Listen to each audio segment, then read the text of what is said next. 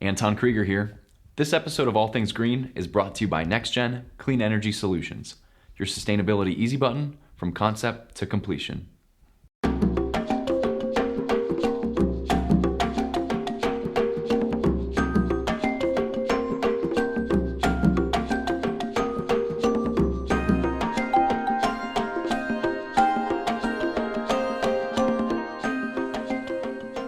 Welcome to All Things Green. I'm Anton, and today I'm joined by a very special guest. Anna Zaremba works for the City of Cleveland as a nature-based solutions sustainability manager and specializes in climate resiliency. Anna, thank you very much for being here today. Thanks for having me. So you graduated from Dickinson College in Pennsylvania in 2020, and since then, you've made it all the way to the Mayor's Office of Sustainability here in Cleveland. Tell me briefly about your path to power. Well, I graduated with a degree in environmental studies and a certificate in food studies, and was really passionate at that point in sustainable agriculture. But recently, had been able to dig into some of the policy making processes of the city that I was based in college, and so wanted to keep exploring that when I moved back to Cleveland, where I'm from. So I was able to intern with Cleveland Neighborhood Progress. Work cool. with the Cuyahoga County, and then work in consulting before landing at the Mayor's Office of Sustainability. That is super. You are the manager of nature-based solutions. What does that mean to you? What is nature-based solutions? So how we like to think about nature-based solutions is everything natural systems related, and improving natural systems and ecosystems to see benefits to the planet, to people, and as a way to address climate change in terms of mitigating climate change and then also adapting to climate change. So we can increase ecosystem health to help us adapt to climate change hazards, but then also use them as a way to sequester carbon in the atmosphere and address climate change. Kind of like feeding two birds with one seed scenario. We're like sequestering carbon in some cases by planting a tree. We're also helping wildlife and birds and insects by planting those trees. Yeah, absolutely. And then the community members in Cleveland get to see those benefits too. What are some of those benefits? Yeah, so I guess if we were to talk about a situation where we are planting more trees in a neighborhood that's experienced a lot of flooding, or extreme heat or poor air quality, we could see those trees be a barrier and absorb pollution in the air, as well as absorb stormwater from flooding events and heavy rainfall, and then also increase the shade that we have, and then through evapotranspiration. Yeah, I think that's the word. Create a cooler environment overall too. So community members get to see that through fewer flooding events in their neighborhoods and in their streets, and cooler neighborhoods, especially if you don't have access to air conditioning, and then healthier air. And that's especially important in Cleveland because we do see a lot of asthma cases and heart issues and complications that can result or be exacerbated by poor air quality. Yeah. And planting trees is just one of many ways that we're offering nature-based solutions in Cleveland, right? I mean, when we were talking in the green room, it sounds like sustainability is very interdisciplinary. Can you maybe talk briefly about some of the other things that you work on in the mayor's office, maybe circular economy, transportation, things like that? Yeah, absolutely. So I have really wonderful coworkers who work on a number of different types of projects. We definitely look at climate justice and environmental justice as a really core principle of our work, and using climate change and being able to address climate change and adapt to it as kind of like the North Star of our strategy. But that looks like a lot of different things in our office. And so some of that involves like the energy systems where we're sourcing our energy from in Cleveland. Wow. And where the buildings that we have in Cleveland are getting that energy from. Some of it looks like transportation, which spans across a lot of different departments as well. in terms of how we're creating safer, streets for biking and different types of transportation, but then also looking at like electric vehicle charging.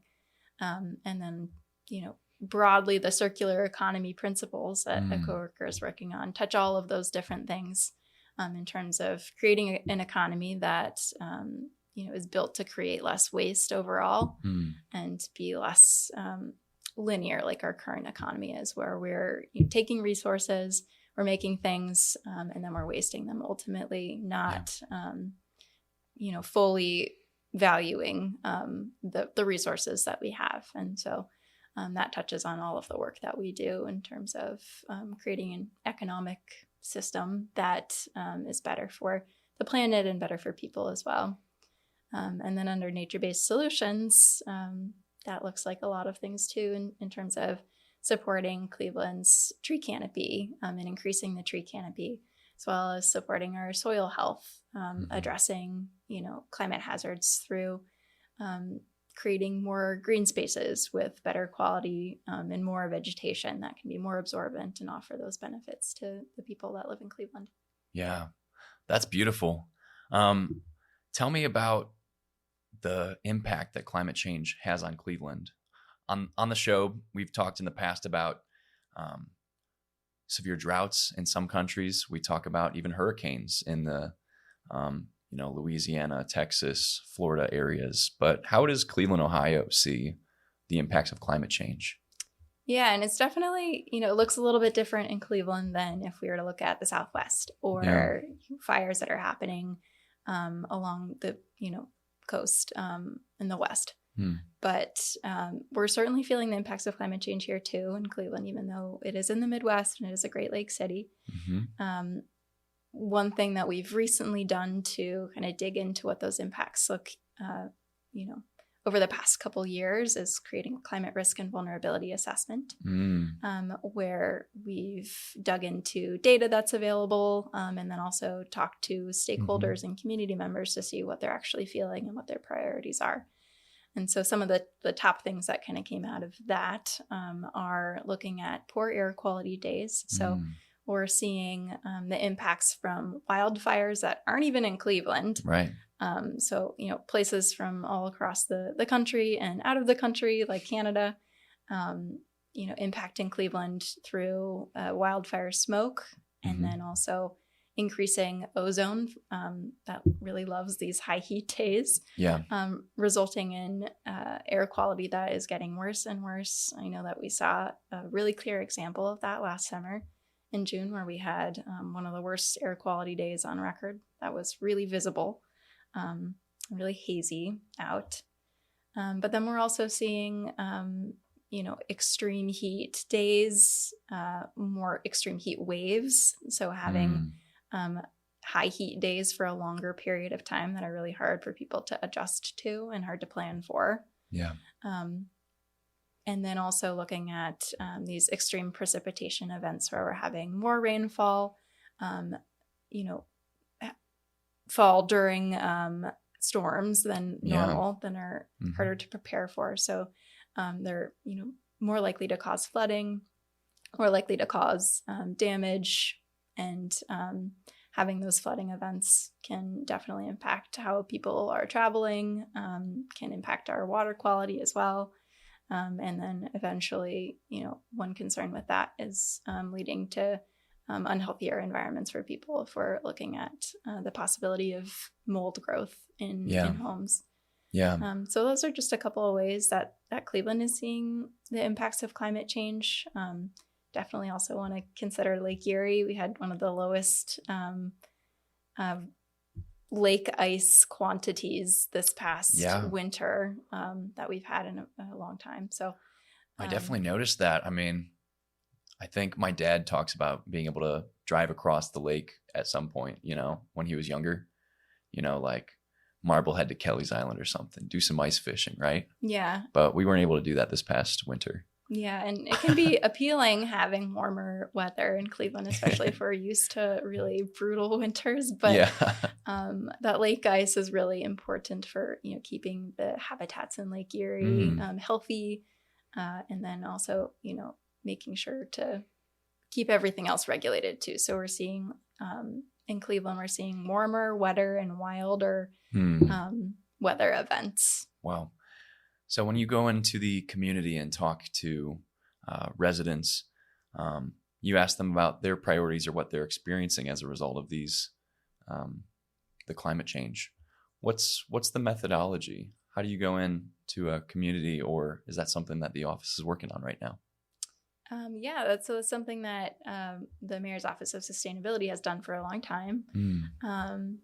And more recently, what I've been able to be involved in is some community meetings in locations that we worked with local organizations to help pick out and have conversations about what neighborhoods, what people were being impacted by different types of climate change hazards like extreme heat and poor air quality. And so that was kind of the result of that, what we've come up with so far. Yeah. But certainly are hoping to dig into that a little bit more as we continue with our climate action plan. That was just one small piece of the puzzle, and I think a really important piece of the climate action planning process that we're going through, as well as the project planning process in general, is being able to incorporate community feedback and priorities.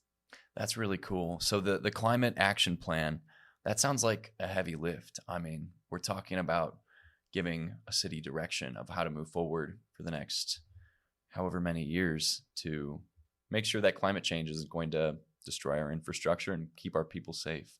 What was it like working on this climate action plan? Yeah, I think it's been a lovely process so far. Okay, lovely. It's been a really great learning opportunity. Okay.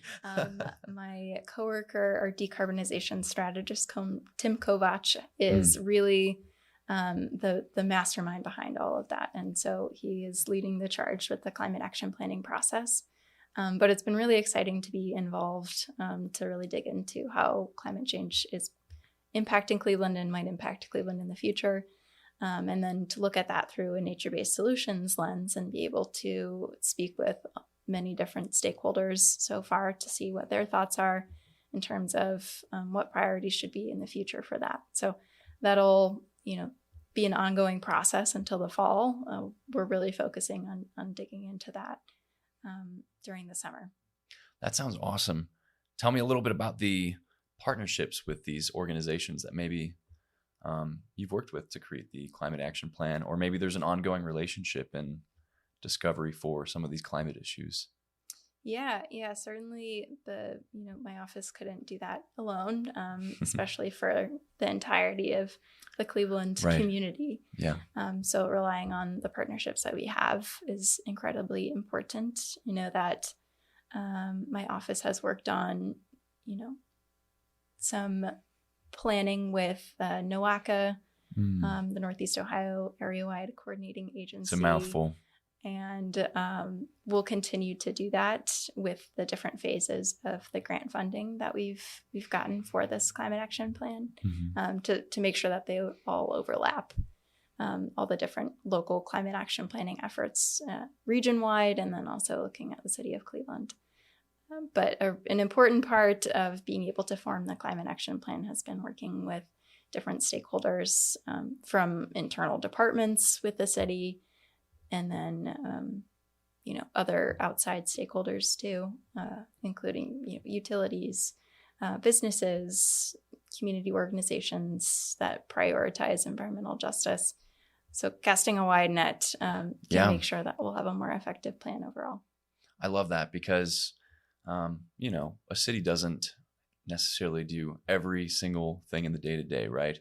So being able to talk to NOACA and say, hey, you have municipalities and communities that affect the river that runs through Cleveland, and also talking to like Soil and Water Conservation District and say, hey, you guys are the ones boots on the ground doing these inspections for your stormwater.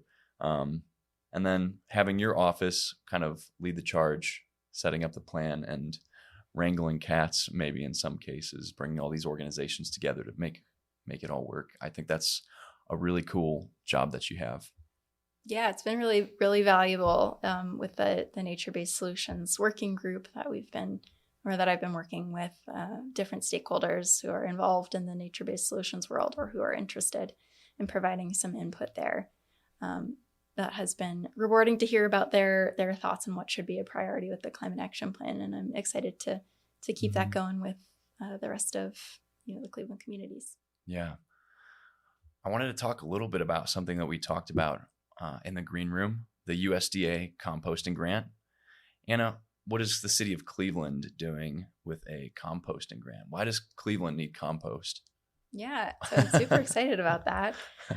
We received funding to establish with our other partner organizations a residential composting pilot program and workforce development program. That's all kind of smushed together under this 2-year grant. And so this will look like working with Rust Belt Riders, Riddle Green Partnership, and the Solid Waste District, as well as Ohio Means Jobs, to create a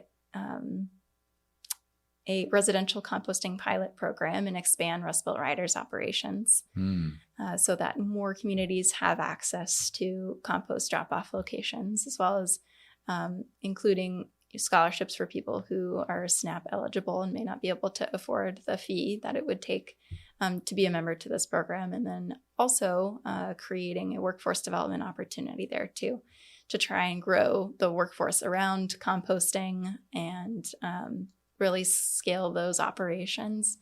So, we can give people who are interested an opportunity to, have a pipeline career that'll grow into something bigger, but then also you focus on creating more with food waste in Cleveland that would otherwise just be landfilled. So exciting that we get to, reduce greenhouse gas emissions coming from the landfill from food waste through this program and be able to divert food waste into something that'll ultimately be more productive. That end of life compost that's created, once it's finished, will be put back into Cleveland communities through community gardens, other food producers that are in Cleveland. And so they'll be provided with this new resource to help their soil and help them, grow food for Cleveland communities and beyond. So it's a very full circle kind of operation. And I'm super excited to be working with these partners on it. Yeah. I mean, that's amazing, talking about circular economy and ultimately going back to these community gardens, local farm organizations, Ohio City Farms, like just down the road from us also. And I wanted to ask, if you could wave your magic wand and say, if I could do this overnight, correct this one policy or make this one thing happen in Cleveland, what would it be? It's a thinker. Yeah, it's hard to narrow down to one thing. Well, I'd love to be able to fund as much urban forestry work as possible and expand their capacity as much as possible. I'm excited that there has been a lot of funding that's become available in the country for prioritizing cities and their increasing their tree canopy. And I'd love to see that for Cleveland too. I know that's been long work in progress, being able to expand our tree canopy. But my dream would be to be able to locate as many impervious surfaces like concrete and asphalt that are not absorbent and don't let water through. And remove all of the impervious surfaces that are unnecessary, and then plant, depending on the location, as many trees with as much room as they need to grow as possible. I think that's the big focus is the right tree in the right place. So giving trees enough room to grow and thrive and enough soil space to grow and thrive, and choosing the right tree for each location, but being able to really target the spaces that don't need to have concrete and asphalt on them, and could be a more productive place for vegetation. That would be the dream. Anna, I'm a tree nerd. Are you a tree nerd, Anna? I am now. You are now? Yeah, for sure. I know that in the city of Cleveland, we come up with a lot of maybe opposition with residents about planting trees. Some residents, they don't want trees in their front yard. They're saying it's going to affect my pipes. It's going to break up my sidewalk. But what you just presented is a very thoughtful approach to saying we have a diagnostic way to say this type of tree or shrub goes here. It can be productive and it won't interfere with the gray infrastructure.